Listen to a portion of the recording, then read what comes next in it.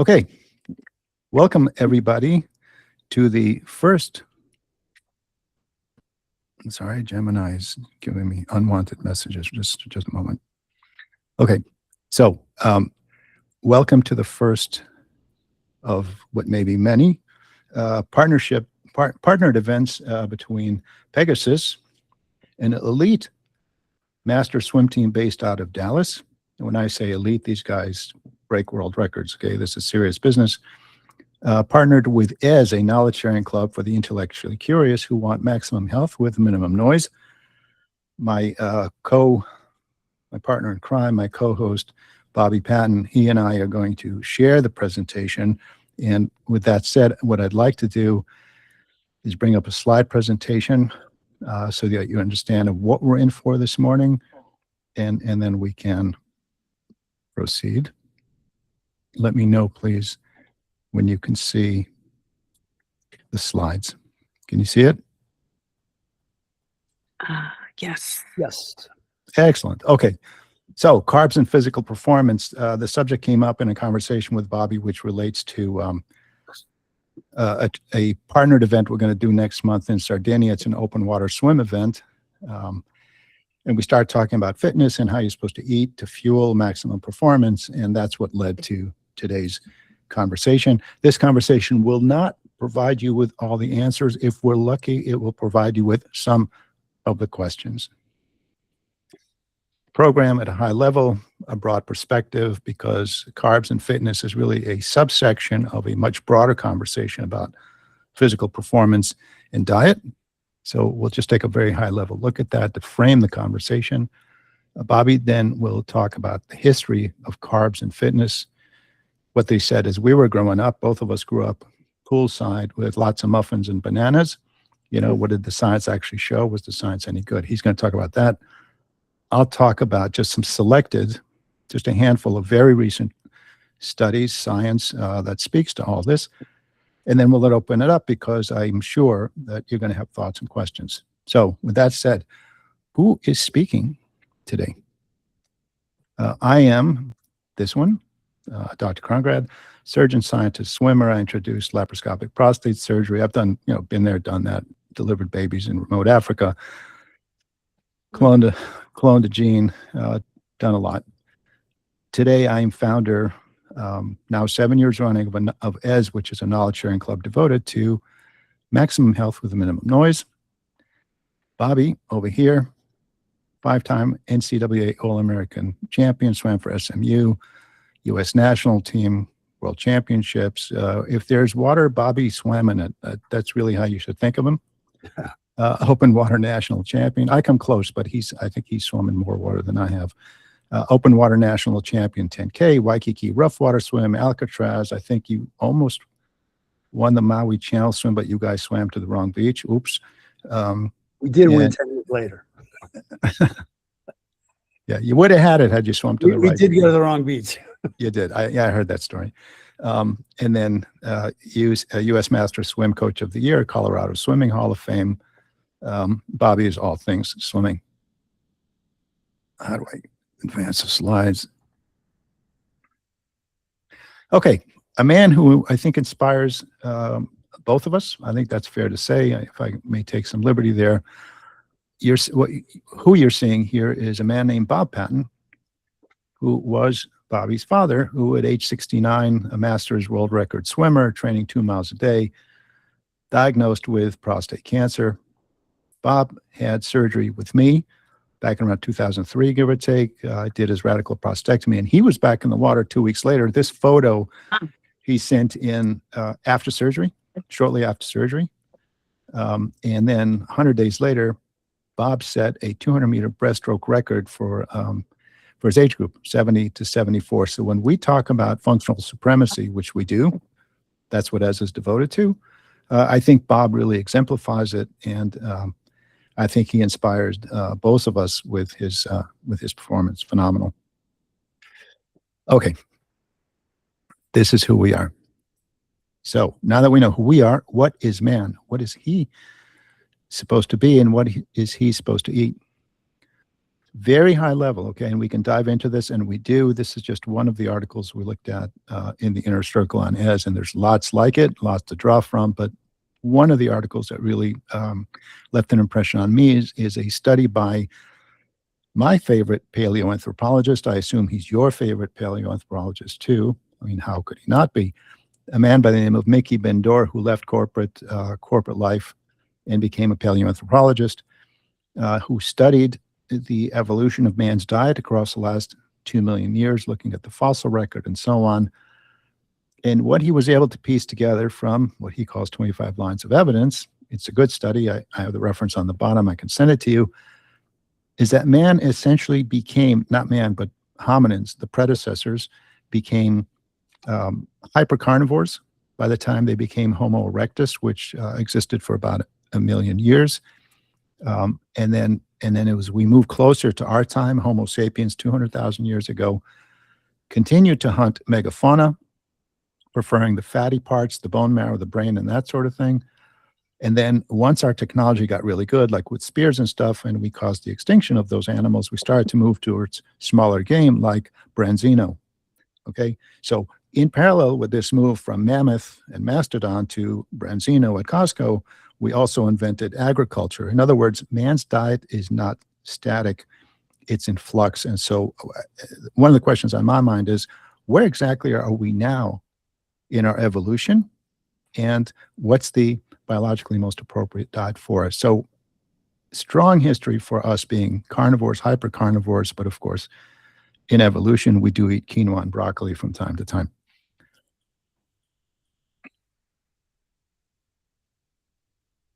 Okay. The other feature that comes into our conversation today is athletics and sports.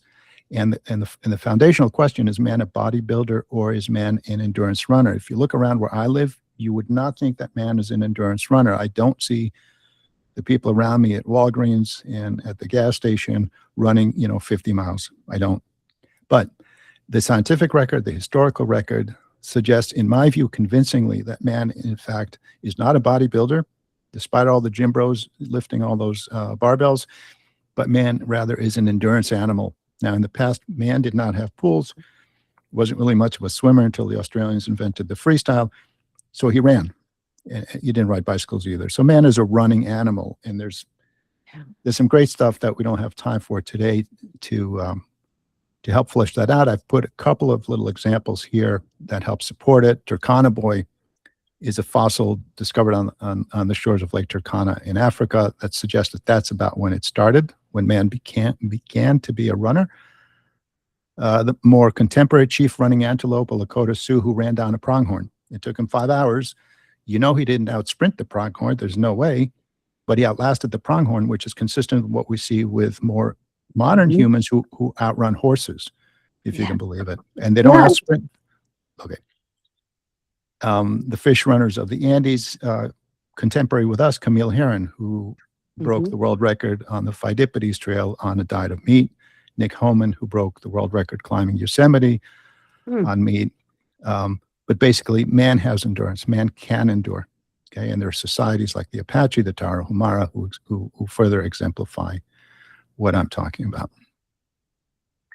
And with that, let me turn this over. Now that you have context, man is a man-eater, man's diet is an evolution, and man is an endurance animal. Let me turn this over to Bobby to tell us about the history of carbs and fitness. I'm going to stop sharing for a few minutes. Thank you, Arnon. It's fun to get to do work with you again after knowing you since 1990, I think, and reacquainting over the years several different projects. This is a fun one.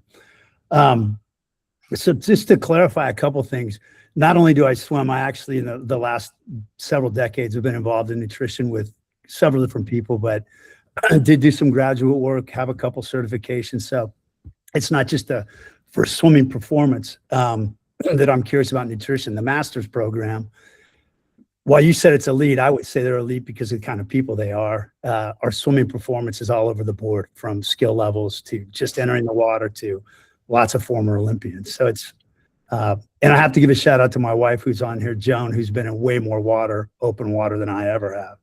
So having said that, going back as we started this conversation, I remember doing my work in exercise science when I was at SMU, and we looked a lot at the carb loading studies.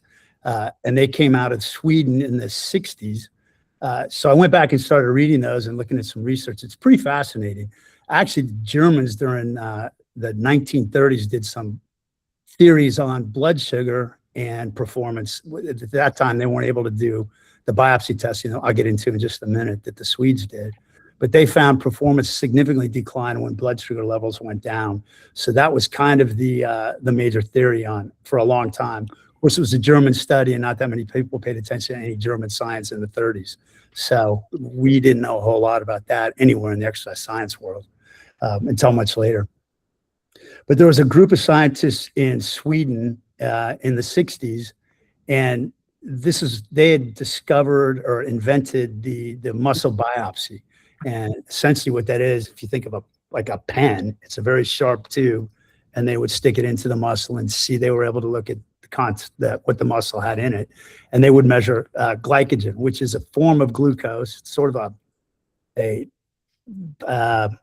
it's strung together to store in a muscle. It's not the same. It's glucose that's flowing in your bloodstream. So they started looking at carbohydrate as a performance for muscle. Muscle glycogen depletion became the theory of why somebody fatigues. So to look at that, the first study they did, which I found really fascinating, is all these scientists early on did all this stuff on themselves. They didn't have a lot of funding, and so they would just, hey, we got a biopsy, let's see what happens. So the first study I found published by these two out of Sweden was in 1966, and they had a bicycle ergometer that they were able to measure on, and they would exercise on that one leg to fatigue and not do the other one. Muscle biopsy, they found that obviously the muscle glycogen was depleted, so they fed high carbohydrate. They tested it muscle biopsy for 3 days in a row. By the third day, the leg that had been completely depleted from exercise had a higher glycogen concentration. So the theory of supercompensation was born then. Fast forward about a year or two, they had 6 of their grad students in physical education. And it's important, these weren't elite athletes. They were physical education, so they were active people. And they exercised them on a bike to exhaustion. And they changed the values or the makeup of their diets. And what they found was, I'll get the numbers right, but the diet that was highest in carbohydrate, they were able to exercise at about 75 to 76% max VO2 for a longer period of time. So on the high carbohydrate diet, they were able to go 167 minutes. On the mixed carbohydrate, it was 115. And on the low carb, it was only 57 minutes. Oh. So once that study was published, instantly everybody thought, aha, high carbohydrate diet's it. Well, what that study really didn't answer was much of anything as far as performance goes. What it answers was a question of, can you last longer, theoretically, if you have higher muscle glycogen? And the studies since then have shown that, yeah, if you have a higher muscle glycogen, you can last longer, but it's not. There's also plenty of studies showing that people with what you would say bonking, crossing the finish line of a marathon or an Ironman, and still have pretty high muscle glycogen stores. So for some reason, we're not able to tap into that stored energy. After that study was published, several studies started more and more. And through the late 70s, early 80s, the no-fat, high-carbohydrate revolution was born. That was funded mostly by Gatorade. Not that they have any vested interest, but the Gatorade lab in Florida was huge. Coca-Cola at one point got involved. So the science is a little questionable. One of the big flaws of the study was 6 male graduate students. There was no females in it at all.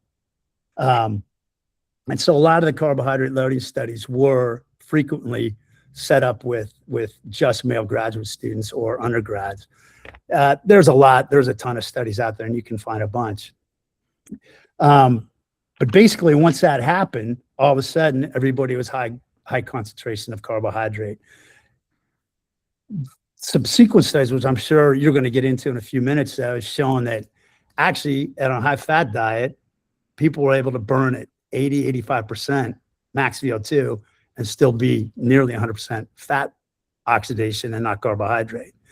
And it does beg the question, even with stored carbohydrate, all the stored carbohydrate we have in our body, the liver is about 400 to 500 calories, muscles about the same, and then blood glucose. To have a normal blood glucose level of around 100, that's about 5 grams floating around in your blood. It's not much. So carbohydrate probably isn't a primary energy source for us. It might even be that as we have high carbohydrate diets, we're actually suppressing our body's ability to burn fat. They don't seem to burn together real well. Now, in the 80s, the theory was fat burns in the flame of carbohydrate. That's sort of been disproven. So the more recent science has shown a lot of different energy sources there. Once you had the high carbohydrate diet on that, the recommendations then for all athletes were low fat, high carbohydrate immediately before, immediately after workouts, multiple bouts. Right now, I think the prevalent theory is, correct me if I'm wrong, some of the endurance people probably know better, but I think it's 120 calories, 140 calories an hour take in a carbohydrate during endurance events. That's one of the recommendations. Grams. Grams, excuse me. Yes, 120 grams of carbohydrate. So you're flooding a body with maybe even possibly a toxin when it's at those levels. So I think that a lot of recommendations to athletes came from there. Weren't really looking at what the study said. It showed that you could exercise on a bike at 75% max VO2 for about 30 minutes longer than you could in a mixed rate or a mixed diet. So the recommendations then were every was high carbohydrate. In fact, we were always high carbohydrate loading after every session. There was a drink called Carboplex that was, I think it was 20 grams of pure carbohydrate, which I'm sure was just sugar. But it looked really cool and it came in a performance enhancing bucket. So you had an athlete on there that said we all had to eat it. And then the theory was you're recompensating the glycogen in your muscles. I think it probably impacted how recovery happened for athletes because there was no protein, no fat. So you have not a very good energy source that's all you're trying to recover on. And it does make you incredibly hungry when you're on a high carbohydrate diet. It does not satisfy you at all. So you had a lot of swimmers kept eating and eating. Once they retired, they had the same habits. And now you have a lot of type 2 diabetics. Yep. So go ahead. I'm sorry.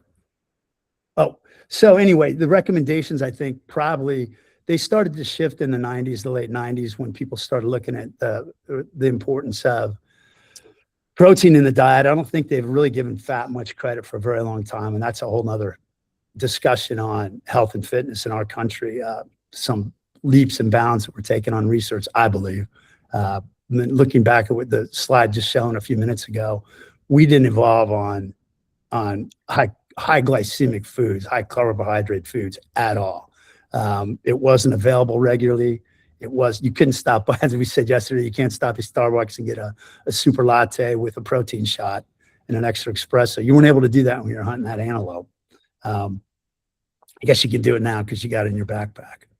So the question is, what really is the ideal diet at elite levels? What's the ideal diet? And what are you training for? What's your goal? A marathoner doesn't train the same way as a 5K runner, and he doesn't train the same way as a 100-meter runner. So does it make sense of a diet for performance? Maybe we should figure out what the performance we're trying to do first is and what are the requirements of that performance. And I don't think sports science did that a lot. They spent a lot of time looking at endurance athletes, which is great. It gave us a lot of information, but I don't think it transferred over to swimmers really at all. So from my standpoint, it probably was a little bit of a misleading thing that we were trying to follow for a long time. Maybe even performance negative instead of enhancing. All right. You good? I'm good, I think. Okay. So I'm just going to quickly go through 3 modern studies, like studies that came out just in the last 2 or 3 years from authors who I think are very serious. The methodology is very serious. But as you consider the findings take into account everything we just said, the ancient history of our species and how we evolved, our evolved diet and the transitions in it, from hypercarnivore to branzino eating person who also eats a salad on the side. And keep in mind what Bobby just said about sports science specifically. I'm sure that anybody who, like him and me, grew up swimming in the 60s, 70s, 80s, 90s, flooded himself with muffins and bananas. That's just how it was.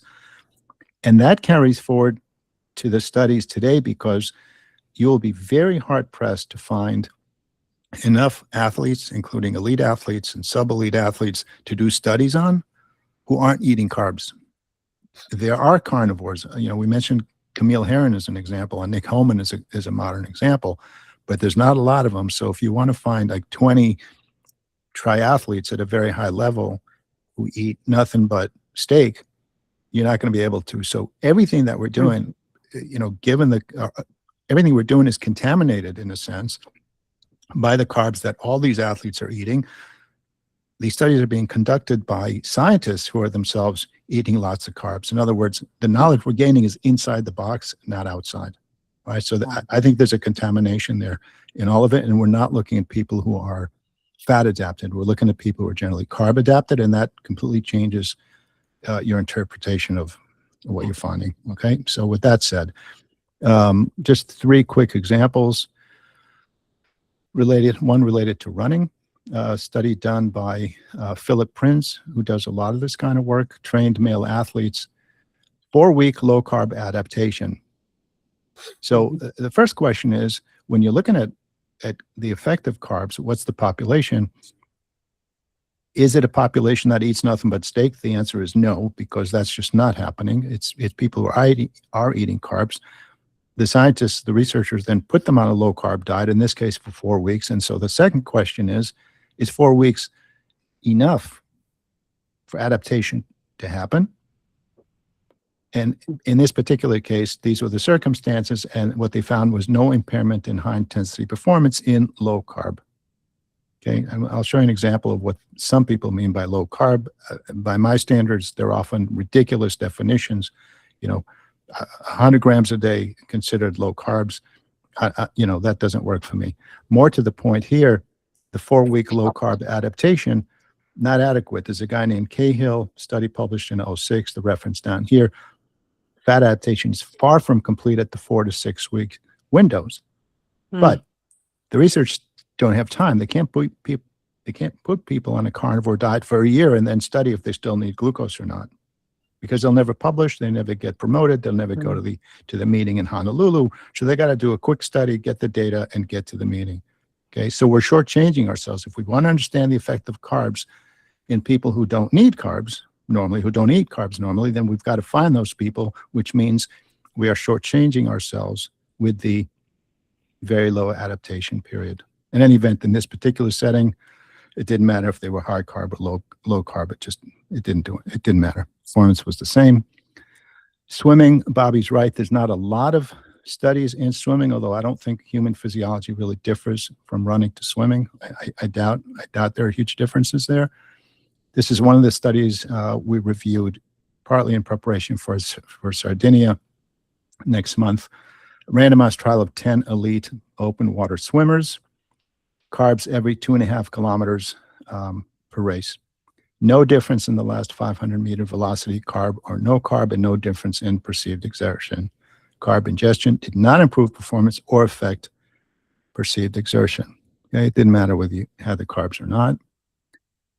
And most recently, Prins again, this one is in cycling, trained triathletes at 70% VO2 max, which is exertion, but not severe exertion. Very low versus high carbs for 6 weeks. So again, based on Cahill, not a lot of time. That's probably not a full adaptation to fat fueling by fat. Their definition of very low carb was 40 grams a day. My definition of very low carbs is 0 carbs a day. Okay, I've had days, not often, but I've had days where I'm at 0. I just don't eat any. But again, there's the mindset. They're in the box. The scientists, the athletes, the coaches, they're all eating bananas. Okay, So you tell them to go down to 40 grams a day. It feels very severe to them. And 6 weeks must be hell for a lot of them. This is the one exception I was able to find where carbs did make a difference. Remember, a minute ago, Bobby said, there was the prevailing wisdom that you need 120 grams an hour or something like that, for maximum performance. In this study, 10 grams extended time to exhaustion. So again, these are carb-adapted people on a relatively short period of adaptation to fat, where under these conditions, a tiny bit of carbs, like a couple of jelly beans, that's really all we're talking about every hour, made a difference in time to exhaustion. So in carb-adapted people who aren't fully fat-adapted, a couple of jelly beans every hour appears to be all you need to make a difference. The last question, and Bobby kind of hinted at it, are carbs safe? Here's an illustrative example. Lionel Sanders, Canadian world-class triathlete, by his account, and he's on YouTube, you can see what the guy eats. Okay, it's cereal followed by mango, followed by bananas, 500 to 600 grams of carbs in a workout. He does several workouts a day. Okay, so like 2 pounds of sugar some days. You can see his picture here. This guy's not overweight.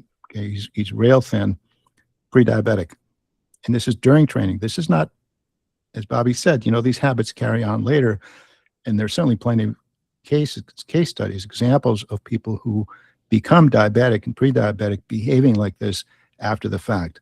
So the scientists, some of it's really good. I think the Prins work is really good. You can at least interpret it. But the scientists, the athletes, the coaches, the entire culture is drenched in carbohydrates, which in my view makes it very difficult to understand if carbs are necessary in people who don't eat carbs. But the other half of the equation, which interests me not as a coach and not as a competitive swimmer, but as somebody who just wants to live a really long time and live really well, which means I need some metabolic health, is it safe? And I don't see people asking that in anything close to what I would call a systematic fashion. So that's a quick overview. There's obviously a million other questions here. I'm going to stop sharing. Those Prins studies you referenced, he did a lot of work with Tim Noakes out of South Africa as well. Yeah, Noakes is a co-author on those studies. Co-author on a lot of those. And Noakes published a book called Running Lore in the late 90s, I believe. He's an interesting guy. He was pretty much kicked out of his university in South Africa for changing his mind on carbohydrates. Ended up going to court in South Africa. But his research has shown more and more, I think, fairly convincing. But the stuff he's done with Prins, that once you're fat adapted, you really don't need a whole lot of carbohydrate. And even not being fat adapted has some real metabolic negative health effects. Even if you cannot run away from a bad high carbohydrate diet. I think at some point the body pays the price. And you have a lot of type 2 diabetics, like your Canadian triathlete right there. He's pre-diabetic. All that training. So there is a question we haven't answered. What is the optimal diet? I think, what demands are we putting on the human body? What, as an individual? And, what's our history? I mean, each one of us has a different background. What was our mother's background? There's a guy out of New Zealand that talks a great deal about species-specific diets, and we evolved in different parts of the planet. We did eat different food sources in different ratios. You have the Okinawans, who are the island off of Okinawa that lives on sweet potatoes. No, they live on pork. Is that right? The traditional Okinawan diet, and Okinawan has some of the longest lived people on earth, heavy in pork, the Irish heavy in butter, the Icelandics they're heavy in seal. Huh? It's the island off of Okinawa. It's a very small population. And I've forgotten which one it is. It's not the Okinawans. There's a small island that's a very small population there that's pretty much living the same way they did for thousands of years. So you have the outliers, I guess, is my point. But for the most part, if you take away sports science and some of this, the high carbohydrate, low fat diet belief that we've been pushed on for decades, most society didn't live that way. Most humans didn't until agriculture. Right. with permission, we were joined partway in by a cardiologist named Alan Ackerman. Alan, if you're hearing me and you can unmute yourself, I was just going to ask you to jump in. Are you there?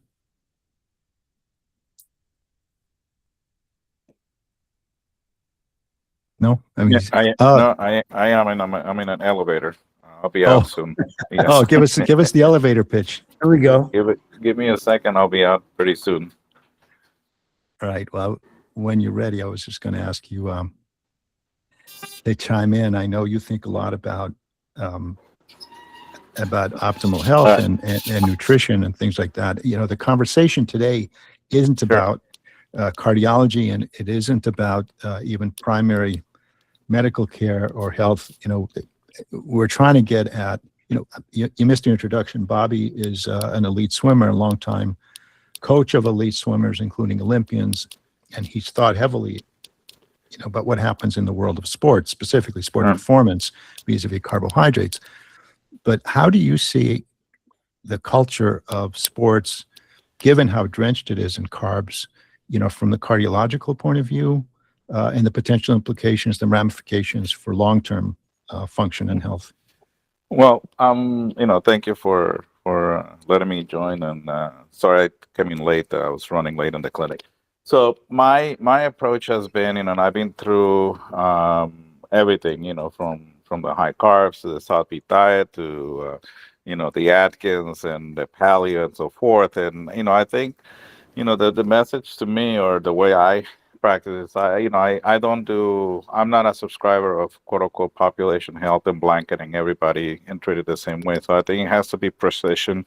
It has to be specific to the patient's type. You know, like, you know, we're getting good at trying to define the different types of fat, the different types of carbs, the glycemic index and so forth. So I think optimal health is a case by case basis. Like, I'm not an elite swimmer. I don't do endurance. I'm a resistance trainer. You know, I like weight training. I hate cardio. I get on a treadmill and I get hives, you know, basically. Although I do it because my trainer tell me that I have to do it, but I'm a trainer. So to me, you know, I try to, I'm more of a protein person and I do the limit in carbs. To me, low carb is, you know, 40 or 50 net grams of carbs, if you will. And I try to subscribe by that and so forth. But I think, you know, it varies with every person. I'm sure you've seen that in your observations, that everybody responds differently to different diets. So I think,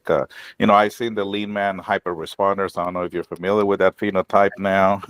You know, these are individuals, these are elite athletes. I just saw a very young person that, you know, his lean mass, his triglycerides are 48, his HDL is over 80, and his LDL is 200, total cholesterol 300, because he went on to this, you know, just basically high protein, zero carb type of diet. So I told him, do me a favor for the next 3 days, eat pizza and I'll repeat the labs. And I lower his LDL to like 160.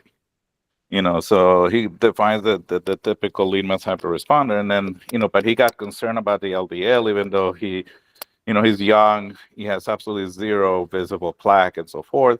He wanted to get on a statin and so forth, and you know, so you know, and I showed him, you know, with some data as far as the nutrition. I told him what you're doing would be fine for you, and then I think continue to observe would have been the right choice. But again, I goes to show you that it's to me it's a case by case basis. So. Are you seeing, I mean, you run a cardiology practice, but are you seeing healthy, serious athletes in your practice? And if so, are you seeing any signs of prediabetes, for example? No, I wouldn't say my practice. My practice is not comprised, unfortunately, in South Florida, of quote unquote healthy individuals. You know, the most of them are BMIs over 30 and insulin resistance already.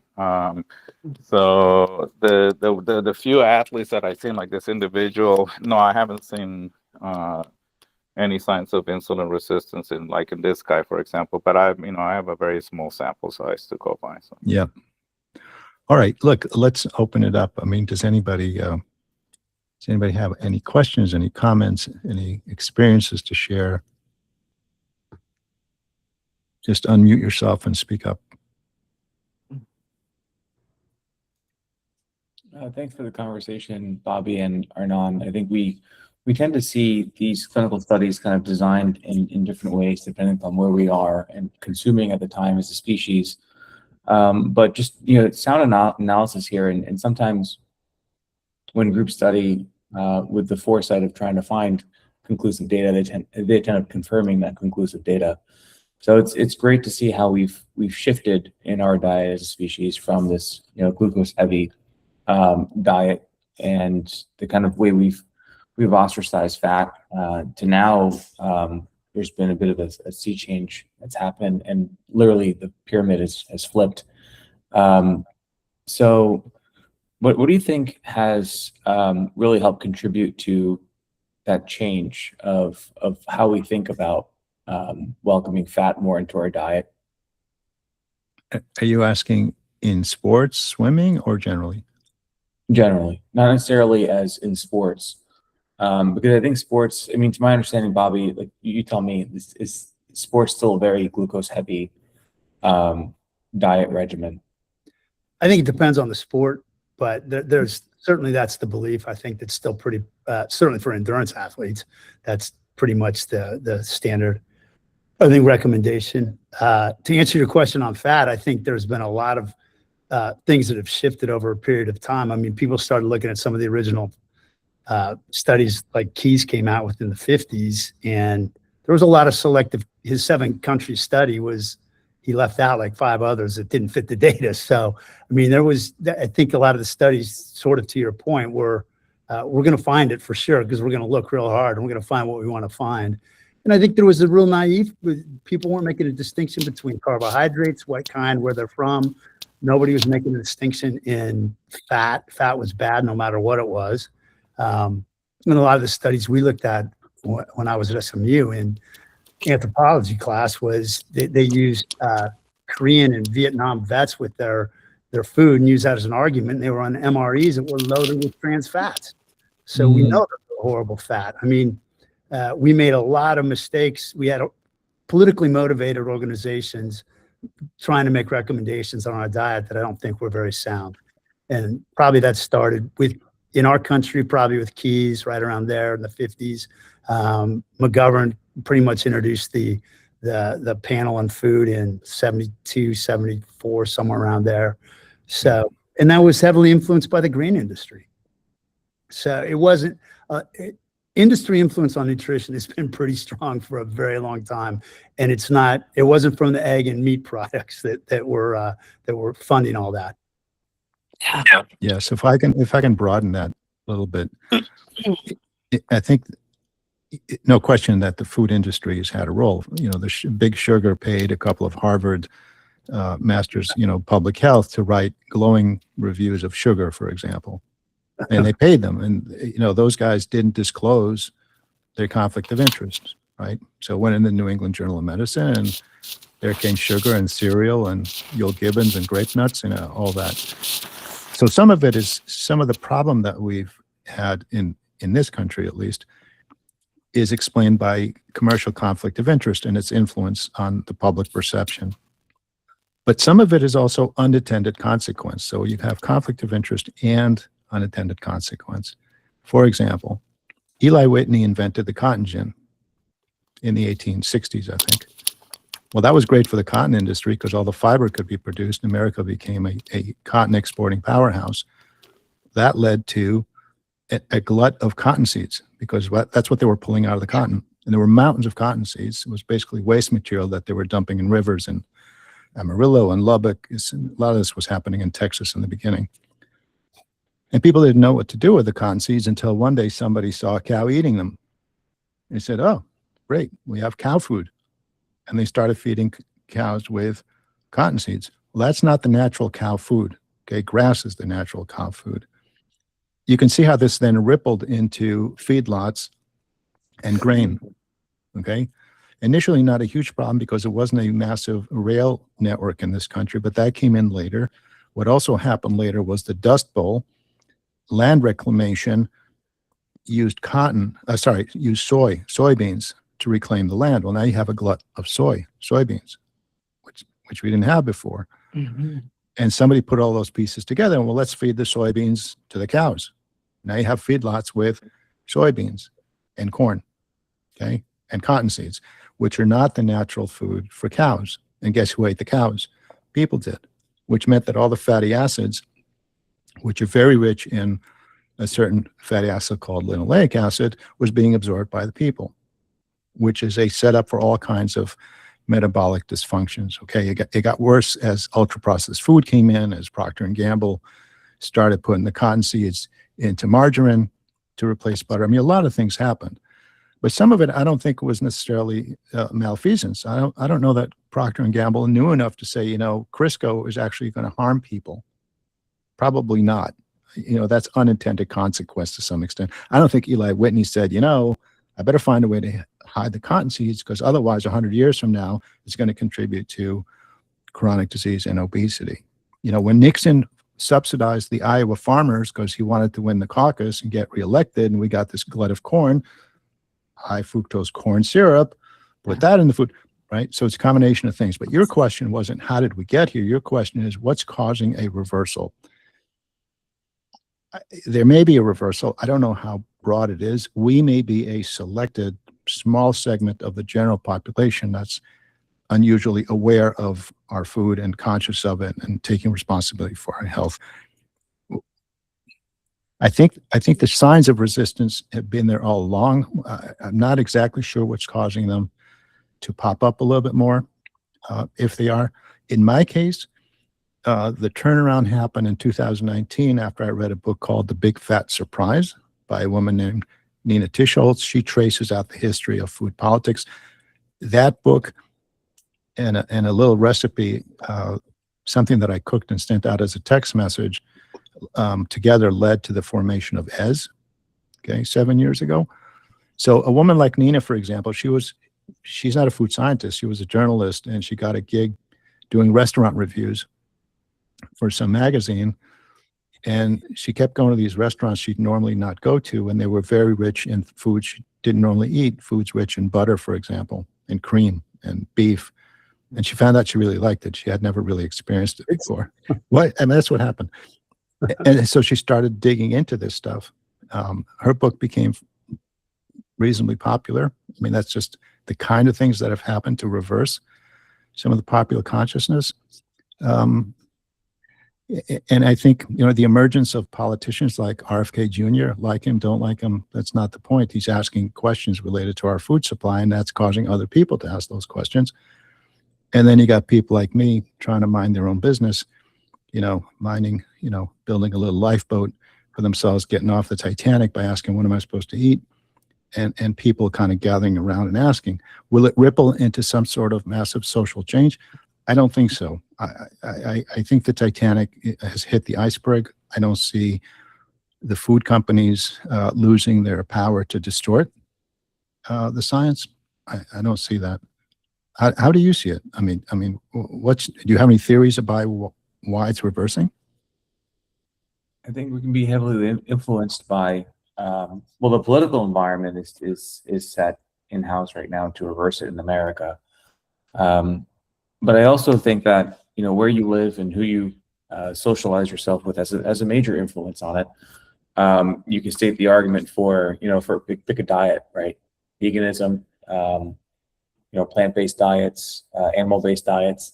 You can kind of, if you want to pick a narrative, you can find your argument and justification for that and lead with that, and, you know, be right in this regard. And I know feeling that way. I remember feeling that way for certain Netflix documentaries that can be quite convincing, but the actual data, clinical data, is lacking. So I think that's why I think we all know there's a problem, right? When you see 1 in 2 people in America that's overweight or obese, we all know, compared to, you know, traveling out internationally, you don't see this as often. I think we know there's a problem in America, and I think we're just kind of, we really want solutions, even if they come just by hearsay and by trusting people that we are familiar to us. So I want to challenge just one thing that you said, push back on a little bit. You said that we don't have the data. I think in many cases we do, but what's lacking is either the access to it or the willingness to accept it as is. I think, unfortunately, politics and popularity sway your interpretation of what's staring you in the face. It's almost Orwellian. The hardest thing to do is to see what's in front of you. I mean, carbs, I think is a good example. One of you, maybe it was Bobby, referenced a society off Okinawa where they eat nothing but yams and everybody's hunky-dory and healthy, okay? I mean, look at American culture. Look at English culture, Western culture, if you will, okay?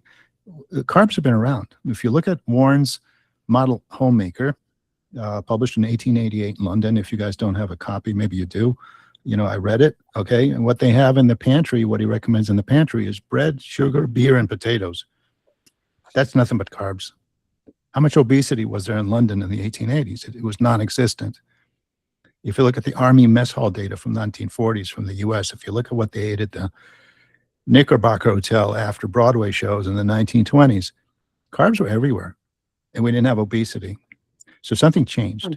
I had my... And where the way our carbs are now, I think has changed significantly. Well, yeah. the Wasn't Britain one of the countries in the 7th study that had higher rates of cardiovascular disease, but consumed the least amount of fat? I don't know. According to Yadkin? I don't know. I don't think was Britain in the 7th. I thought they eliminated that one. Did they? Oh, I don't know. can't remember now. Anyway, there was several that had high fat that were eliminated on that. But to your point, there were carbs around. I think the other part is the dose that we now get. I mean, if you think of it as a little bit like a medicine, in one Coca-Cola, how many grams of sugar are you getting? Pure fructose, which bypasses normal biology of glucose. So the type of sugars we're getting has changed significantly. That's changed in the last probably 30 years. Yeah, well, high fructose corn syrup ever since the Nixon subsidies. He wanted to beat the Russians with economic warfare, so let's have corn, and he wanted to win the Iowa caucuses. But let's take it as a given that the nature of carbs has changed. They were eating beer, bread, and potatoes in the 1880s, so were we, and now we're eating all the things that you said, like Coke with high fructose. But the problem is that we have, the problem in drawing conclusions from all that is it's hypothetical, and two, the other things have changed besides the nature of carbs. For example, and I touched on this before, the nature of our seed oils. So the question is, what's the interaction between seed oils and carbs? So you had carbs and no obesity, now you have carbs and seed oils and you have obesity. Is there something there? This is the kind of stuff we've looked at. My gut feeling, having read all what I have, and it's limited, there's still a lot more to read, is that obesity is not carbs alone, that it's carbs plus seed oils. And I've got some chemical sorts of data to support that theory, but it's not the only thing, Bobby. The other thing that's major and has biological effects is our relationship to light. Okay. And I don't necessarily want to go back to Thomas Edison and the invention of the light bulb, but we are living in a much more illuminated society than we were 100 years ago. We have these machines in front of us that are in our faces, emitting all kinds of light at 10 p.m., at midnight, emails and this. Those devices are not biologically inert, and they relate to our hunger controlling hormones like leptin, for example, right? So it's not, all I'm saying is the landscape is more than just the nature of carbs. And this is what we're out to figure out. I think I've budgeted 50 years to try to figure this out. Hopefully we can get there sooner. Stress. I do think I think stress, even chronic low grade stress, high cortisol, I think that's a big one too. What contributes to obesity? But cortisol doesn't live in a vacuum, right? So if you're all the things I just said as examples, like light, for example, being up until midnight doing emails, cortisol doesn't just happen. It's a reflection of something else. So what's the root cause Lifestyle. what is the root cause of what we're talking about? we're trying to adapt a biology that's evolved over hundreds of thousands of years And our technological advancements in the last 2 decades have been massive, let alone since, like you said, Thomas Edison. That changed the light. Farming changed big time. The ratio of fatty acid in a cow, where it used to be super high omega-3 because it was grass fed, is now because of the seed oils and the corn oils and the corn. That ratio is now shifted. So it's shifted in us as well. So to your point, it's not just a single factor at all. But I do think our bodies, given the right tools, kind of adapt to the pressure we put it under. And sometimes food, while it's our fuel, to get that fuel is incredibly stressful on our body. And we have it responds in other ways. High plaques, high inflammation, other metabolic disorders, insulin resistance. So look, it's interesting. We're going to wrap it up here.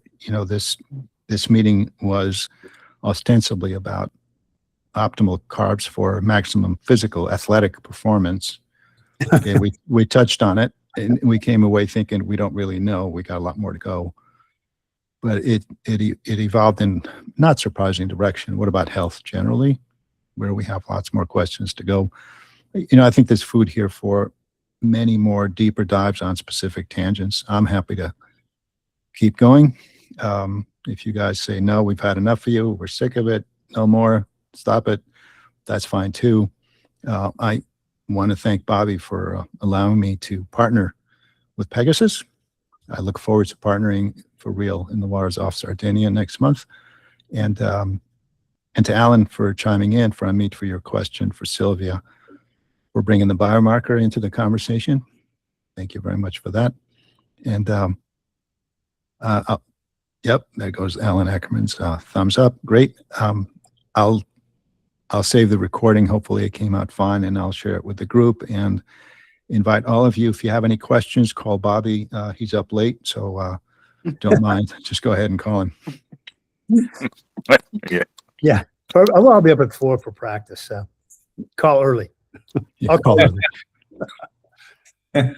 All right. Well, thanks everybody. Thank you very much. Thank you. Thank you for this. Appreciate it. Thanks, guys. Great chat. Thank you.